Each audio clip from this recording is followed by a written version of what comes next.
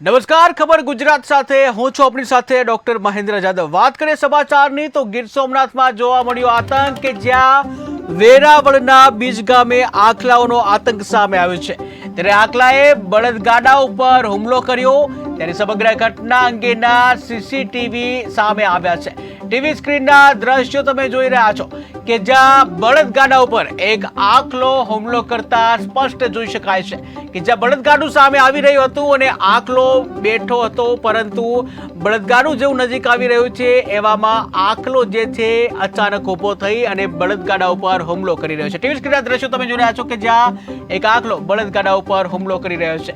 ત્યારે આ દ્રશ્ય છે ગીર સોમનાથના કે જ્યાં આખલાનો આતંક સામે આવ્યો છે। વેરાવળના બીજ ગામે આખલાનો આતંક સામે આવ્યો છે। આખલાએ બળદગાડા ઉપર હુમલો કરવાની આ ઘટના બની છે। ત્યારે આ અંગેના સમગ્ર ઘટનાના જે સીસીટીવી પણ સામે આવ્યા છે।